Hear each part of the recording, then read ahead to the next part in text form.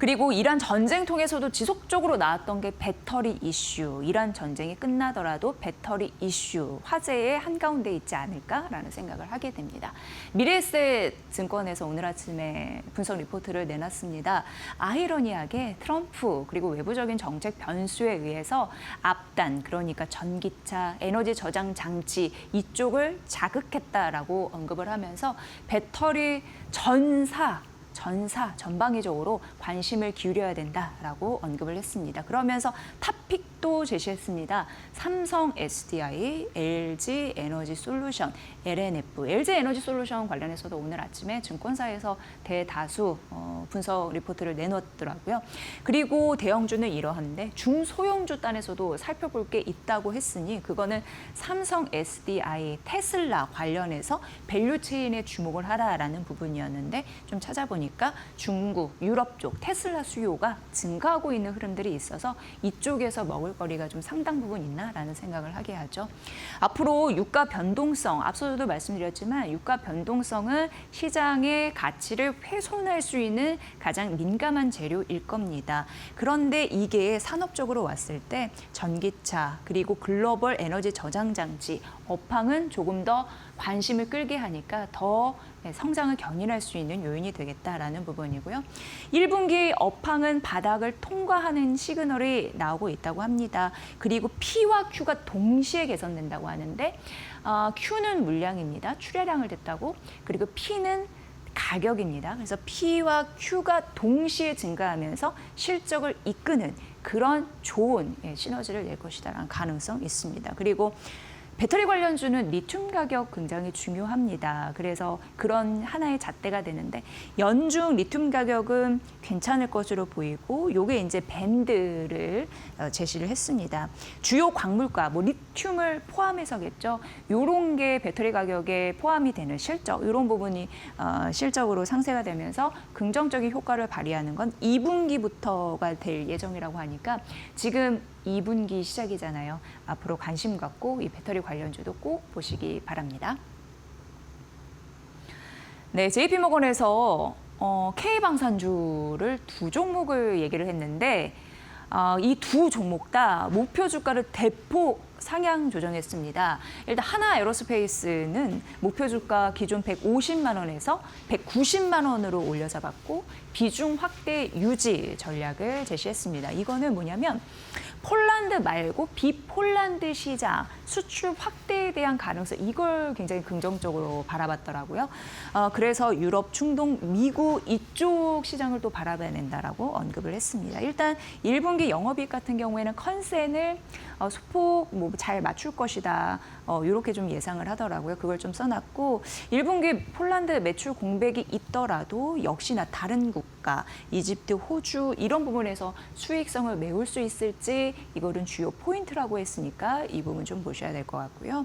그리고 중동 분쟁 완화가 되더라도 지상 무기 체계 이런 부분에 대한 수주 확대 여력은 있을 것으로 보이고 여러 가지 천문화, K9 자주포 이런 부분이 추가적으로 계약이 더 많이 나타날 수 있는 기대감이 있다고 하니까 살펴보시길 바라겠습니다. 두 번째 가보면요.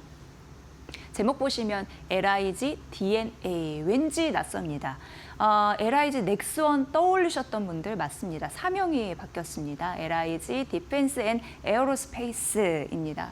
그래서 LIG DNA로 얘기를 하겠습니다. 옛 LIG 넥스원이고요. 이름을 바꾼 이유는 글로벌 방산의 정체성을 강화시키기 위해서라고 합니다. 일단 목표 주가 많이 올렸는데 110만 원으로 올려 잡았습니다. 절반 이상 올린 거고요. 비중 확대 역시 하나 에어로스페이스와 마찬가지로 유지 전략입니다.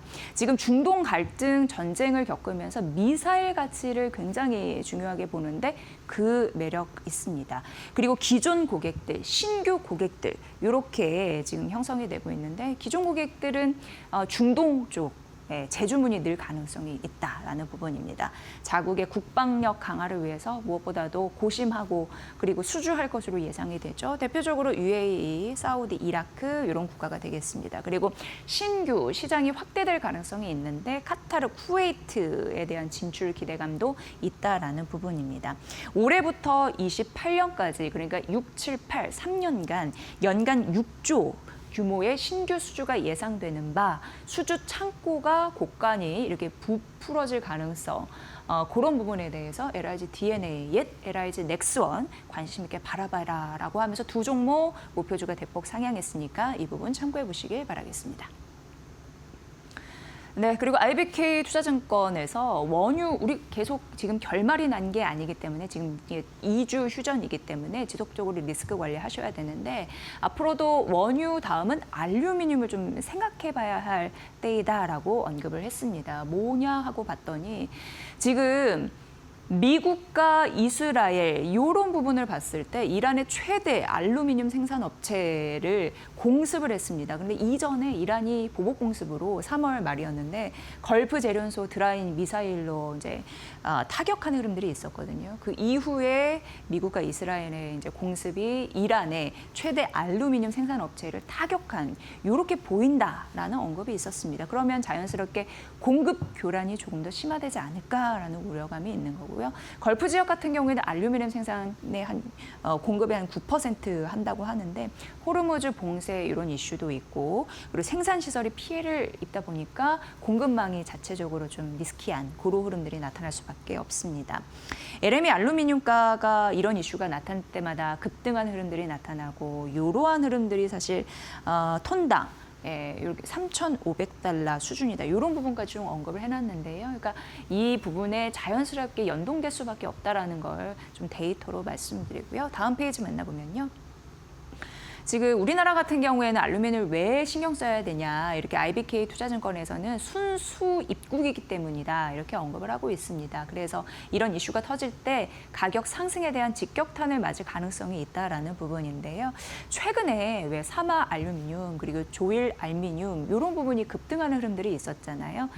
이런 수요 공급 차원에서 반응을 했다라고 보시면 되는데 이게 좀 조명을 받는 이유는 재고 평가 이익 이런 부분이 나면 재고 쌓아놓는 거 그러면은 요게 이제 조금 더 값어치가 붙는다면 단기 실적이 더 좋아질 가능성이 이런 종목들이 있기 때문입니다. 사실 이러한 종목들이 러시아 우크라이나 전쟁이 터졌을 때도 같이 가치가 좀 오르는 흐름들이 있었거든요. 그래서 요건 좀 보시고 그 이유가 재고 평가 이익 때문이다 이렇게 좀 언급을 해드리고요.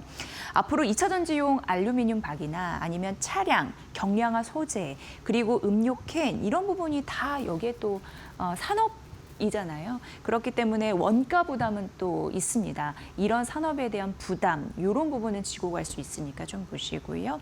원유 넘어서 앞으로 금속까지 이러한 영향이 확대될 수 있을지, 물론 지금 오늘 휴전에 대한 기대감, 종전에 대한 기대감까지 이어지는지는 모르겠지만 일단 이런 단기적인 이슈 때문에 시장이 반등하고 있습니다만 전제 끝난 이후에도 공급망 교란, 이런 부분에서 자칫 리스크한 부분이 나타났을 때 좀 고려를 해보시고요.